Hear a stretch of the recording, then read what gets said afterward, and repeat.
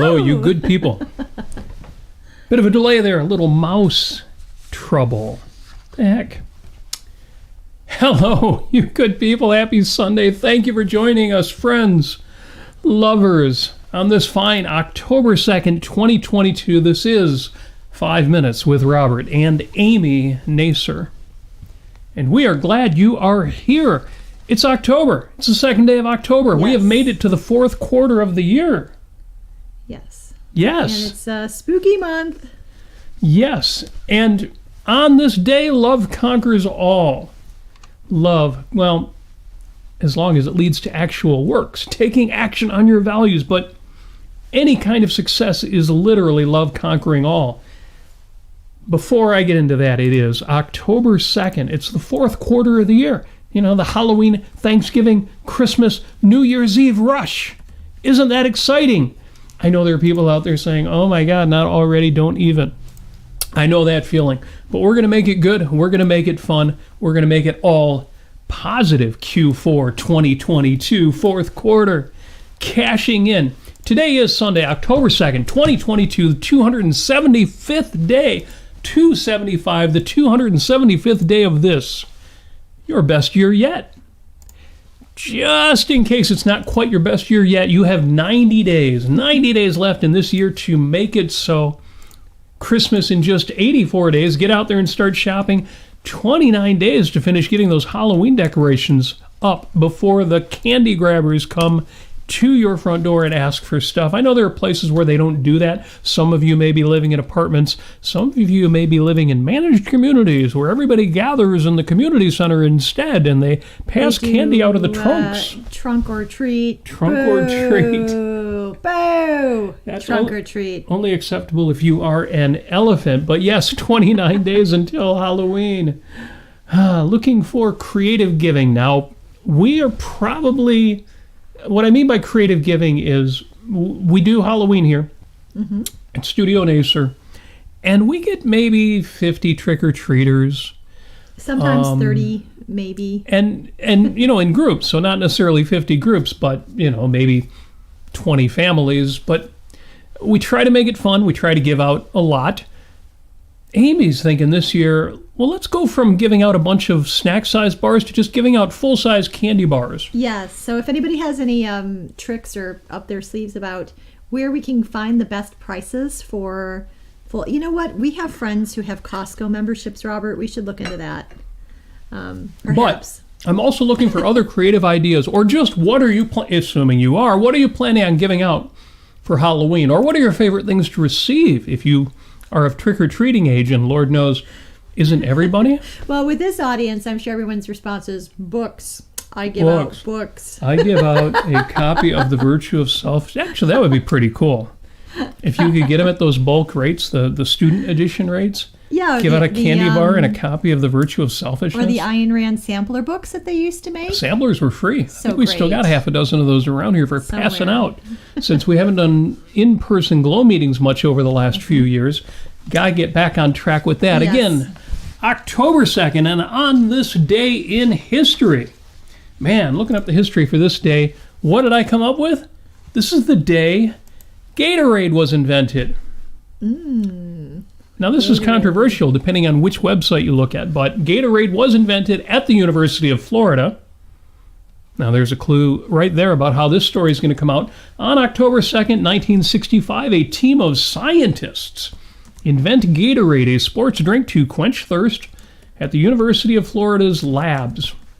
The name Gatorade is derived from the nickname for the university's sports team, of course, the Florida Gators. There you go. Gatorade. Eventually, the drink becomes a phenomenon and makes its inventors wealthy. Well, I love that. So yeah, Gatorade turns 57 today. Of course, when I think of Gatorade, I think of Brondo. What plants crave. It's what plants crave, man. Well, you'd have to watch the silly movie Idiocracy, and you'd have to kind of be in the mood to tolerate a little cynicism. It's a little bit of a cynical film. It can leave a bit of a... But it's funny. There's parts, it's one of those, it's a comedy, so you're going to, if it's a stupid comedy, you're going to have parts that you're just going to cringe at, and other parts that you're going to remember, and will memorize the lines forever. You'll never forget them. You will never forget them.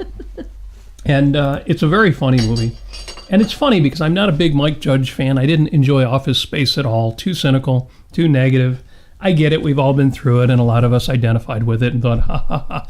But Idiocracy actually makes some good points and leaves you walking away from it wanting to be better than that. Whereas Office Space left you walking away thinking things just suck. Anyway, without getting too much into the judgment of the films, because it's also Mahatma Gandhi's birth date. Yes, 1869. Who'd have guessed it was that long ago? Mahatma Gandhi, born Mohandas Karamchand Gandhi. Why am I reading this wrong? The Indian independence activist and spiritual leader, born in British India. Man, that history is so much a mess.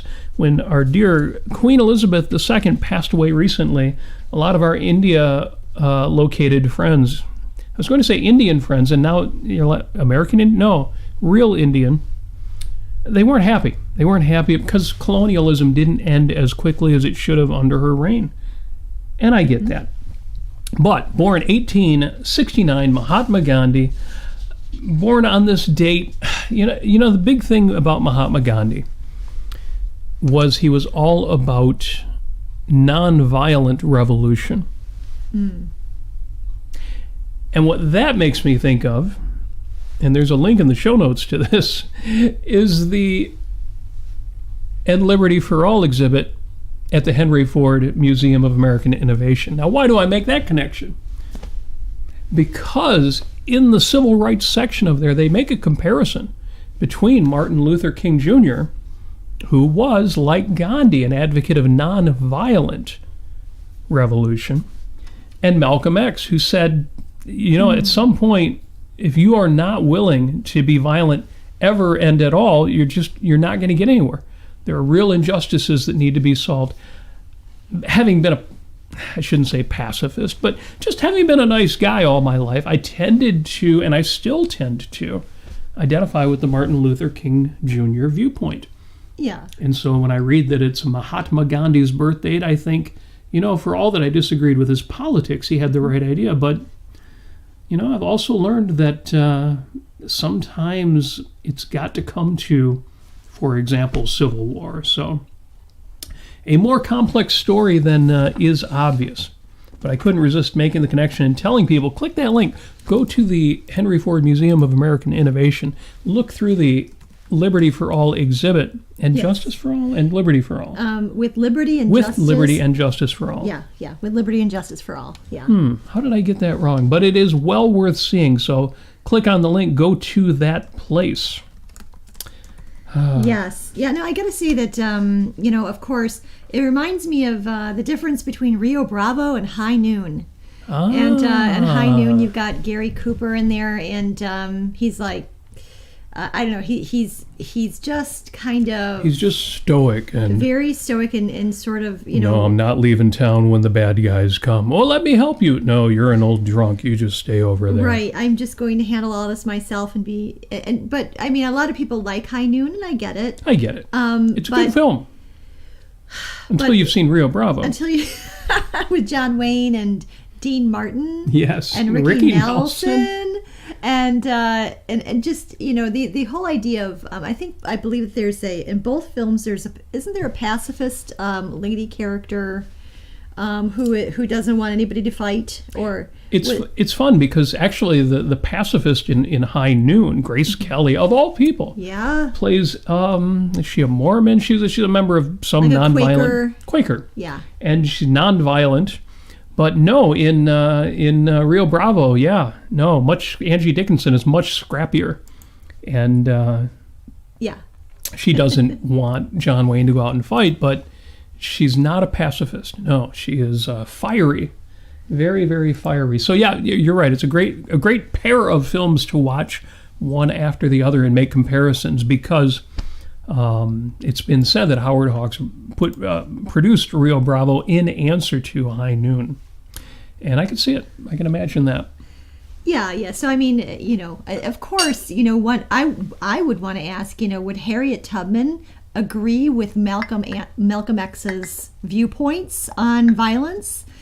I kind of doubt she would agree with him. She would. I mean, she was the one who actually took action and rescued slaves and brought them to the North. She held a gun and she used it, but she wasn't, calling for violent revolution. And although there were slave revolts, and which were appropriate at the time, of course, without which that revolution might not have happened. That's absolutely true. So, but yeah, I mean, in the context of the 1960s, it's a really hard case to make to see if that Malcolm X was, his ideas were valid compared to Martin Luther King Jr.'s. So as a result of it being Mahatma Gandhi's birthday, it is also the International Day of Nonviolence, which brings to mind the libertarians' NIAF principle, the non-initiation of force principle. I always call it NOIF, even though the O comes after, just to make fun of it, because to me, your mileage may vary, but I think they took the idea of the non-initiation of force, they plucked that little bit out of Ayn Rand's politics, and they really don't have anything more than that. So they put it up on a pedestal and made it just an isolated item of faith. It's like the prime directive in Star Trek. Yeah. Why? Well, because none of our plots make any sense without that. So. Yeah. That's. I would want to replace International Day of Nonviolence, not with Non-Initiation of Force Principle Day, but in a way, yeah, absolutely, because you have the right and you have every reason to respond to violence with whatever degree of force is necessary to end it. That is as it should be. Incidentally, you normally see me with a cup of coffee on every show I do, both these Sunday shows and the Thursday shows, and even Wednesday morning, but I'm coffeeed out. And it's the second day of the final quarter, October 2nd, fourth quarter of the year, so I'm doing hot chocolate with marshmallows in honor of the marshmallows. We did marshmallow roasting the other night. Yeah, we had weenie and marshmallow roast. Weenie roast. Weenies. Good times. It's also Groucho Marx's birthday. Born Julius Marx in New York City in 1890. He lived through 77. He lived to be 87 years old. Very cool. I've got a link to a humorous Groucho Marx clip in the show notes if you want to take a look at that. Still with us is the philologer. Where do these words come from? The philosopher. It's because I'm wanting to drink this hot chocolate. Yeah. Let me just set that down. It is the photographer Annie Leibovitz's birthday. Amazing photographer, iconic photography. We know her for taking probably the best photographs of any of the movie stars or other celebrities that she photographed. Iconic pictures, for example, of John Lennon and Yoko Ono, nude and in bed, although, posed in such a way as to make it at least mostly tasteful. But yes, happy birthday to Annie Leibovitz. And finally, a happy birthday to Gordon Sumner. Some of you will know who Gordon Matthew Thomas Sumner is. A commander of the most excellent order of the British Empire, goes by the name Sting. Oh. Yes. And we got to see him in the first season of Only Murders in This Building. Yes. He's still doing music. 71 years old, born on this date in 1951. Further proof that if you're 71 or younger, or at least younger at heart, it is not too, you're not too old to be up on stage playing bass guitar and singing your heart out. Incidentally, my favorite Sting song is Fortress Around Your Heart. Unusually melancholy and kind of minor key for me, but it's so good. So good. Of course, all the Police fans are, saying Synchronicity, or go back to the early albums when the world is running down. Yeah, Canary in a Coal Mine. Canary in a Coal Mine. I'm intentionally not naming their biggest hit. Right. Oh, actually, I like because their biggest hit, the about a woman being wonderful or something, or a woman being wonderful or something. Yeah, it was an upbeat one. Oh. Anyway, somebody will tell me in the chat. And yeah. I usually don't go for the melancholy stuff. Stephen Katz says do do do da da da. Nah. Yes, the postmodern and very clever. The straitjacket of logic. Your logic ties me up and rapes me, as so often happens. Oh, it just occurs to me I can see the chat on YouTube and on Facebook. Let me fix that.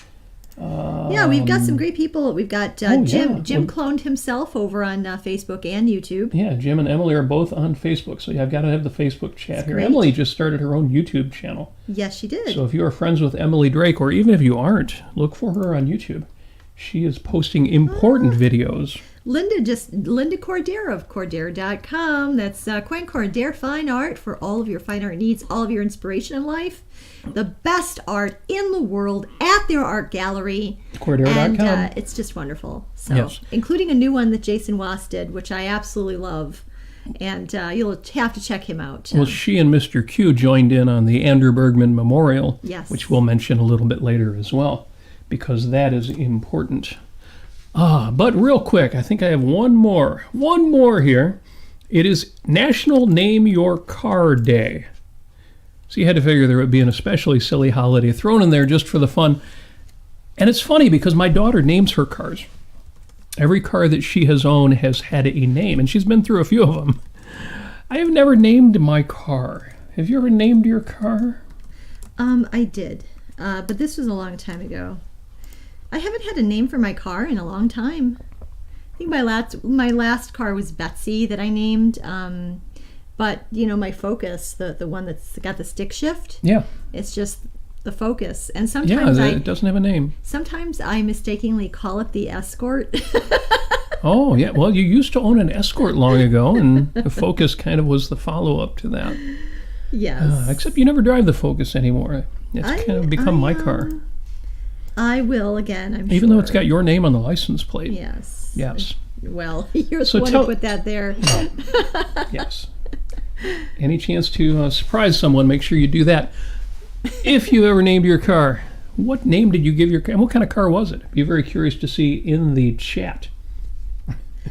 Unsigned 32-bit individual says the first name of my car is Ford. Was its first name Henry? That's unusual. That's really unique. On this International Day of Nonviolence, Hurricane Ian. I'm not. Go ahead. I was just going to make a joke, but then you mentioned Ian. Were you going to be violent? Yeah, I was going to say, I'm not touching you. I'm not touching you. I'm not touching you. I'm not touching you. I'm not touching you. I'm not touching you.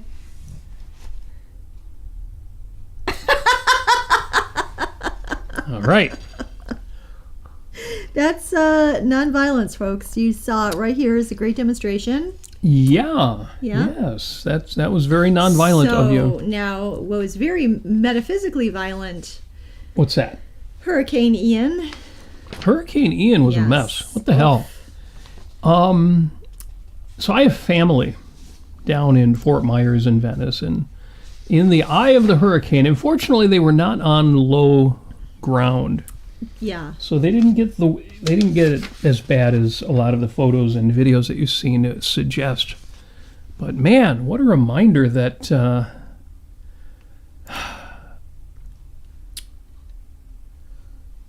we talk about the primacy of values. That, for example, as we've been reminded recently, we are here to live a life and not just to not die. We're here to actually create and produce, not merely to just get by. And Hurricane Ian was a stark reminder that values are not automatic. You got to do stuff. You got to produce stuff. And more than that, when you do, you've got to appreciate it, because nothing is automatic, intrinsic. Everything is in the context of your life, and things change. Stuff happens. It's the craziest thing. So yeah, when I thought about the with Liberty and Justice for All exhibit at the Henry Ford Museum of American Innovation.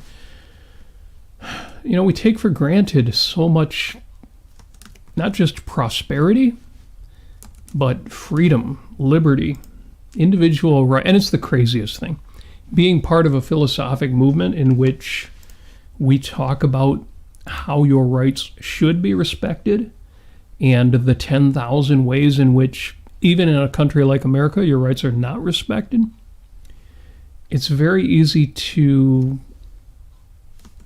not capitalize on all of the opportunities we do have, all of the things that we can do, all of the ways in which we can make our lives magnificent, even on a budget, you know, given inflation and all that.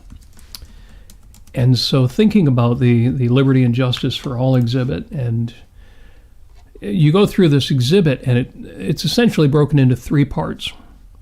And the first part is the founding of the country, and they talk in detail about what the colonists went through and what they were rebelling against. The dictatorial powers of King George. And what they were fighting for was liberty, was freedom. And you think of how many of them lost everything or perished in the process, you know, when they pledged their lives, their honor, and their sacred fortunes. And it reminds me not to take these things for granted. On Thursday, I did a show on my Life on Earth series. The show was called On Honor, and I talked about honor, gave Ayn Rand's perspective on honor, other folks' perspective on honor, my perspective on honor. And it just reminded me that you have got to honor your own values. You have to live with honor. It's akin to living with pride, but it goes beyond that, because you have to respect yourself. You got to prop yourself up. You've got to give yourself credit, and you've got to earn it. You've got to earn honor. You should listen to that Thursday show if that's not already resonating with you. And then the second part of the With Liberty and Justice for All exhibit after the founding of the country is the abolition of slavery, the fight for freedom for all men. And that's a substantial section. And if you know anything about the Civil War, you know that is the second big event in American history. Then the third section is interesting because it's on civil rights. It starts with the fight for women's rights to vote, and suffrage for women. Interesting word. And then it gets into civil rights.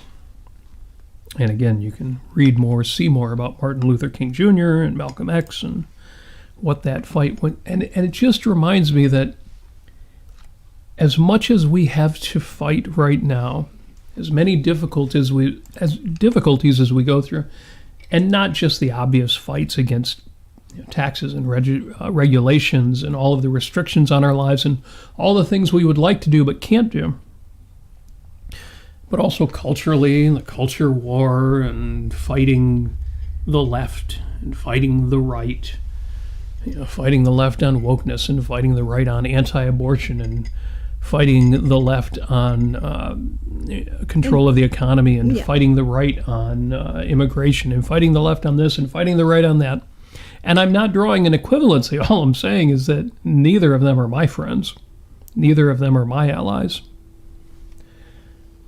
Despite all of that, looking at history, it's still amazing how great this country is, how much opportunity we have, how much freedom I have to decide what to do with my career, with my life, with each one of my days, and how values are primary. We're here to live a life and not just to not die. We get to live. We were born one day, and one day we're all going to perish. And you have a finite number of days and weeks and months and years in between. He was born on this date and he died on that date. And all that really matters And I'm going to do a whole show about this because there's some really transcendent ideas here we need to tackle. All that really matters is what happens between that first date and what happens between that second date. Because it goes a little bit beyond that. If you look in the show notes, there was a recent ARI video, Why McCaskill is Wrong About What We Owe the Future.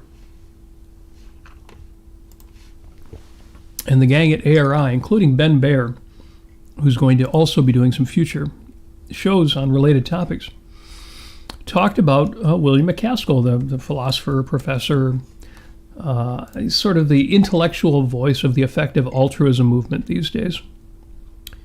And he wrote a book about what we owe the future, why we should care about what happens beyond our lifetimes. And there's some truth to that. If there are people in your life who you love who will outlive you, you actually have a reason not to be obsessed, but to at least be concerned with what the world's going to be like after you're gone, but they're not. But McCaskill's talking about future generations, future civilizations, even future races in terms of what the human race will evolve into.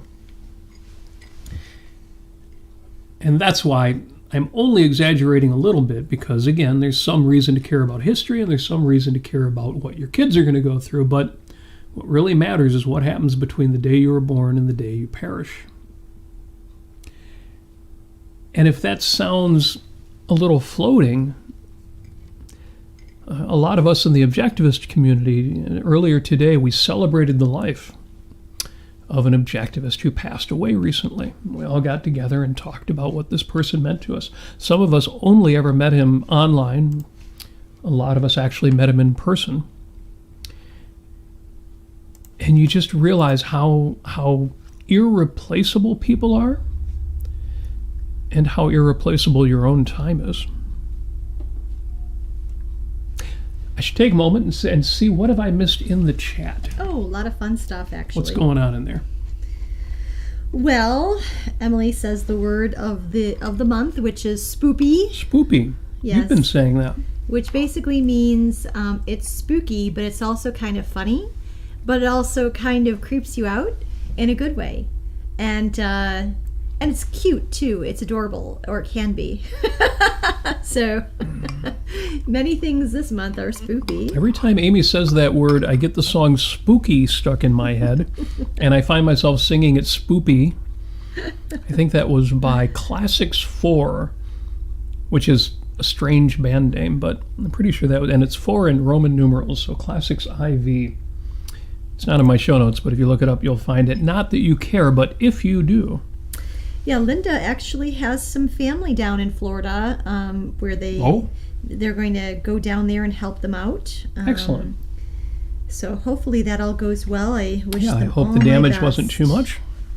They were in the middle of Ian, and they're going down there. So that was my mother, my sister, my aunt, my uncle, and a lot of nieces and nephews. Yeah. And fortunately, nothing was destroyed. There was damage, but yeah, they're all working on it. Yeah, again, they were in Venice, Fort Myers. I always forget the name of the one with the N. Venice Beach. So yeah, they were right in the middle of it. Yeah. Yeah, and Jim asks about why we prefer... Wait, Jim? It says Jim Ashley, but it also says, I haven't seen Rio Bravo. Now, Jim Ashley has seen every movie, at least the Jim Ashley I know. He knows more about movies than I'll ever forget. This must be the cloned Jim Ashley. But it says, I haven't seen Rio Bravo, but it's on my need-to-see list now, thanks to YouTube. But if you prefer that film to High Noon, is it because of the difference between the two female leads or maybe the two male leads? More so the two male leads? More so the two male... Well... I'm not the world's biggest John Wayne fan. I am a John Wayne fan. But Gary Cooper could win out over John Wayne for me in the right role. Yeah. But no, it's not about the leads. It really is about the film and the script. Right. It's the movie. Yeah, I replied to him and I said, the entire tone of the movie between them is completely different. They're they're basically the same plot, but they're completely different movies. Yeah. That's what I'll just say. And as far as the female leads go, you'd have to reverse it. In that sense, you're going to compare Grace Kelly to not to pick on Angie Dickinson, but it's Grace Kelly, for Pete's sake. It was just a waste of a role. It was too bad she played that role. Oh, Ian in YouTube, he concurs that Rio Bravo is much better than High Noon. Well, very good. He also says the secondary characters are way better. Dean Martin is great in Rio Bravo. Yeah. That's one of the comparisons that the first criticism I heard comparing the two was from Shoshana Milgram, and she said it was person-to-person comparison. You had the drunken character who offers his help, and in High Noon, Gary Cooper refuses it. No, you're not up for this. And in Rio Bravo, the film opens with the drunk, a man who was a great man and a great fighter, and you're left wondering, is he going to reclaim his dignity? And John Wayne will not let you down, will not let him down in that regard. Yeah. Even though the obstacles will be many, and I'll leave it at that. Right. Yeah. So there's even more of a. There's a lot of direct comparisons. There's I really think in Rio Bravo the plot is richer for those subplots and those other secondary characters. Yeah, I'll just say that. I asked Jeff. Jeff Bannister is on YouTube here, and excellent. Thank you for being here. And thank you. I asked him, "Are you going to dress up for Halloween?" Okay. And he's like, "I doubt it. The last time I dressed up as a Sony Walkman, so that tells you how long ago that was." And he made the costume himself. Jeff, I think that you should definitely make another costume, whether that be a Sony Walkman or a CD player or a lot of the best costumes are retro. And hey, I still have a Sony Walkman downstairs. Yes, we do. Every once in a while, you find one of those old second Renaissance books cassette tapes that haven't been released on CD or posted on the internet yet. You got to dig out one of those old cassette decks to hear it. Which I have done. Our pal Ian here, he on YouTube, he mentions that marshmallows are over 4,000 years old. Now he says these ones are probably only 3,000. Modernish in a modernish invention, but right. No. But actually, I looked this up, Ian. You may want to look this up a little bit because the marshmallow plant has been around since the Egyptian times. But that basically was creating marshmallows using the root of the plant and some kind of processing of it with honey or something like that, and it was actually used in a medicinal purpose. I don't think that today's marshmallows, the ones that Robert are eating right now, actually have the marshmallow plant in them or any kind of marshmallow plant extract whatsoever. It is just mainly gelatin and sugar. And cornstarch, but I don't think that's any indictment of the history, because Lord knows Coca-Cola doesn't have its original ingredients in it anymore either. That's true. Yeah, I would agree with you in a way, but disagree with you in another way. So there you are. Well, I'm all in. Good point. I am all in because, and it's October 2nd, so hot chocolate is tasting real good. We've had some chilly days up here in Motown, southeast Michigan. All right. Anything else in the chat that... So Steven says that I guess you went to Toastmasters yesterday. Oh, good excellent. for you. That's awesome. If you were president, they asked, yep.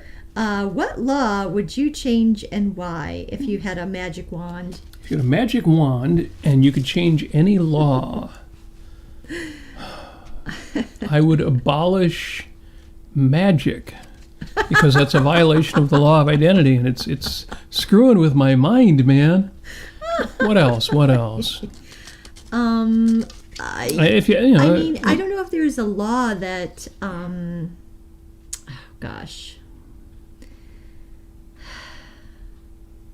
This is going to be a little controversial, and I know there's a lot of debate in it, but in terms of term limits, I don't know if there's a law that says thou'st can have all the time you want if you are running for Congress or the legislature or whatever.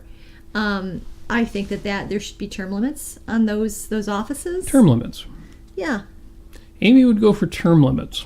Yeah. That's a controversial one for me. It's because there's pros and cons to it. I know. There are cons. Imagine any other profession in the world where you say, once you've been here for a while and you start getting really good at it, we're going to throw you out and get new people who've never done this before. I would think that it would help in dismantling lobbyists' power over politicians. I'm inclined to agree. It could be an interim step between where we're at and where we need to be. Yeah. So I would be good with that. I'd be, tempted to go to Atlas Shrugged. And, they were tweaking the Constitution a bit at the end of that book and said that the Congress shall pass no law abridging the separation of state and economics. Mm-hmm. So that might be a good one, too. Excellent. Let me just take another look at the chat here, see what I missed. Somebody says, Vinay Sheel says, Clint Eastwood for the win. Well, it's hard to beat Clint Eastwood. Oh, I see. They're getting into movies. Oh, and Jim's saying he still needs to see The Lost Skeleton of Cadavra. I agree. You do need to see that. And this is a great month for that. If anybody hasn't seen The Lost Skeleton of Cadavra, you will love it so much that you will immediately want to see the sequel. So I'll warn you in advance. You don't need to see the sequel. It's okay, but you do need to see the first film. Mm-hmm. You will be terrified with... You'll be sterilized with fear. You'll be sterilized with fear. The promos for this film are... Skeletorama color. Yes. The Lost... We got to watch that. We got to watch that soon. It's so good. Good stuff. So good. Have we got anything else? And the reason I'm asking is because I haven't got anything else. Let's see. We can... Because I did a show on Thursday on honor, and I hope that if you don't already have a strong sense of just exactly what honor means, Ayn Rand called it self-esteem in action, then you'll know, if you do, I don't think that sentence actually made sense. Have you ever said something where you're like, I know everybody knows what I mean from what I said, so I shouldn't stop and correct myself? I'm just not like that. Because I know that I've got people who go to YouTube, look at the transcript of these episodes and decide, was Robert's grammar sufficiently adequate? My post-it note for the week says, honor yourself. I was tempted to write respect yourself just to take advantage of the cliche, and it is something that you should do. You should respect yourself. But this week, honor yourself. Give yourself the props that you so richly deserve. Give yourself credit for all of your good actions. Take your failings seriously and commit to making improvements. Honor yourself. I always said you should treat yourself like somebody you are responsible for helping. Ripped right off of Jordan Peterson there. But you should also honor yourself as much as, and in fact more than, other people who you know and do respect and honor. So my post-it note for the week, I'll put this up for the week. It will remind me all week, dude, you're awesome. But also, if there are areas you're not awesome yet, let's work on that. Honor yourself. My homework for the week is just a repeat because I didn't get my homework done. And anybody who's on my socials knows it because I committed to doing this on the social networks. I failed in my 3 good things exercise, my gratitude exercise. And this is part of, everybody's made it a part of what they do. For some people, it's 1 good thing. For some people, it's 3 good things. You see versions of this in Gene Moroney's Thinking Labs exercises. You see this in Tal Tsafani's happiness teams. You see it all over the place. At the end of every day, find 3 good things that you can say, this was good about my day. And they can be as simple as peanut butter and sandwich was surprisingly good. Haven't had one of those since I was a kid. It can be something as magnificent as the way that you made love to your partner. Whatever it is, 3 good things at the end of every day. And it's very easy to find 3 good things at the end of every day because it could be, again, something as simple as, oh yeah, dinner was good.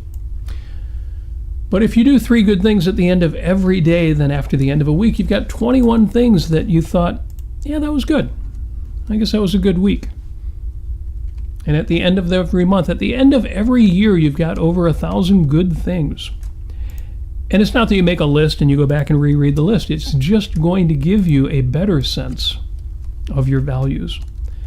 because values are primary. We are here to live and not just to not die. So that is my homework, is to recommit to what I promised I would do last week. And you can be my accountability buddies. If you notice on the social networks, oh yeah, Robert didn't get that done, feel free to point it out, make fun of me, mock me relentlessly, and that will help me make that happen. In fact, that will be one of the good things that could happen. And one more look at the chat here. Linda asks, does your family need anything while she's down there? That is a super sweet question to ask. So sweet. Well, thank you for that, Linda. They don't need anything, but what they should do is get back on the internet and go to cordair.com.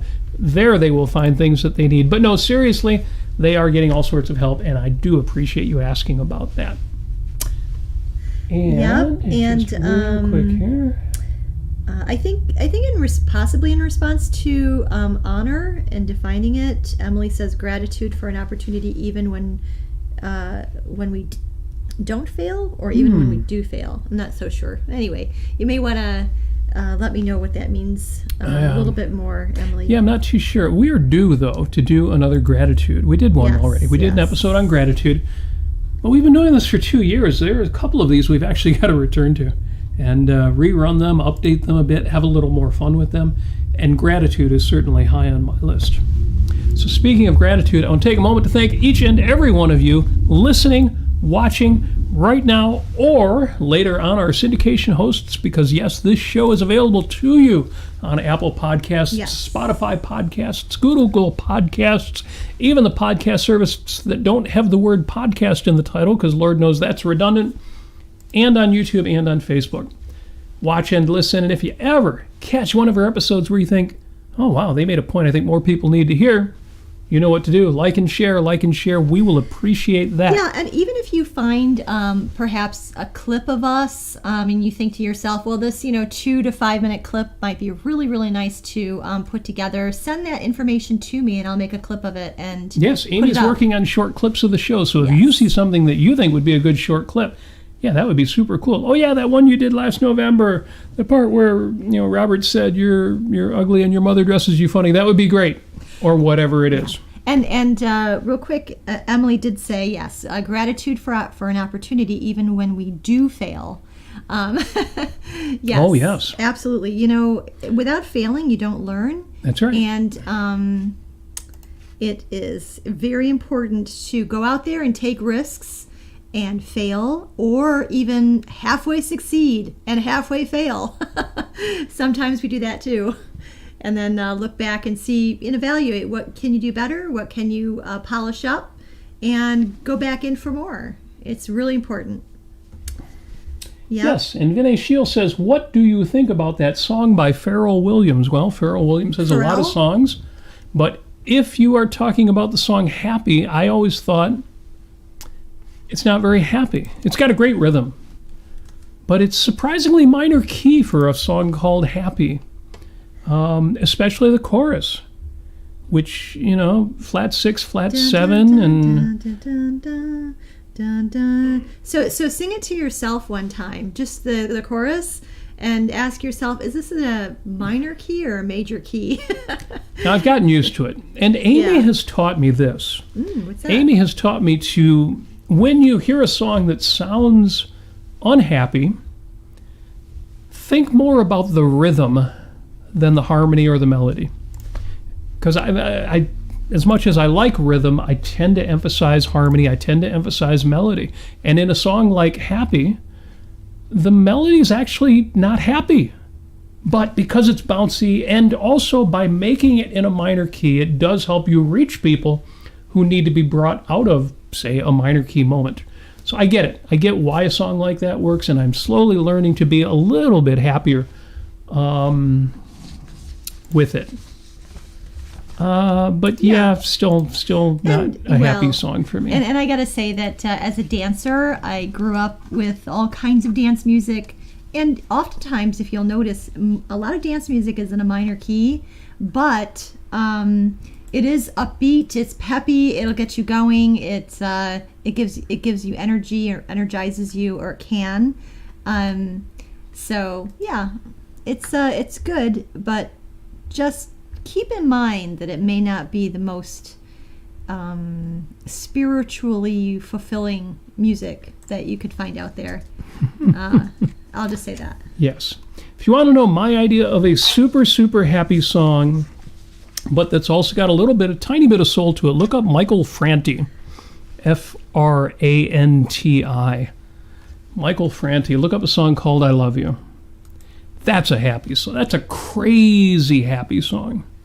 But it's got a little bit of soul to it and a little bit of bounce to it. It's not absent rhythm. It's a little bit funky. But that, to me, is a happy song. So there is that. I think we're going to wrap it up. Yeah. Well, I mean, unless you want to go back to the, we've got... What else is in the chat? So we've got Unsigned here. Yes. He says, on failure, I once heard an expression that when something like good judgment comes from good experience comes from bad judgment. I've heard it something like that, yes. Yeah. Yes, and it gets down to that idea that you don't learn anything if you don't make mistakes. And Jeff says, I fell off my bike today and didn't kill myself. Great day. Yeah. Yeah, I should repost the pictures of when I fell off my bike last year. I don't know if you want to do that. Yeah, well, Jeff wasn't around then when I rolled my bike over a telephone pole, knocked my finger out of joint, and I still managed to... Franti performs in Napa a lot. That would make sense. That's cool. That would make sense that he would be down in Florida a lot. That's great. Well, you know what? Be safe from any and all hurricanes out there. Yes. Until next week, when we return to you and we talk a little bit more about spoopy things. Yes. And the Sunday after that, actually, is Robert's birthday. Oh, are we doing a show on my birthday? Yes, we are. Wow. I have to think of something brilliant. We'll do a show on birthdays. No, I'm sure we'll think of something much more clever than that. But, as always, if you have any suggestions for future episodes of this show, you know what to do. Go to the 5 Minutes with Robert and Amy Nasir Facebook group. Mm-hmm. Enter him in there. Or put him in the chat. But if you put him in the group, I think they'll get more attention that way.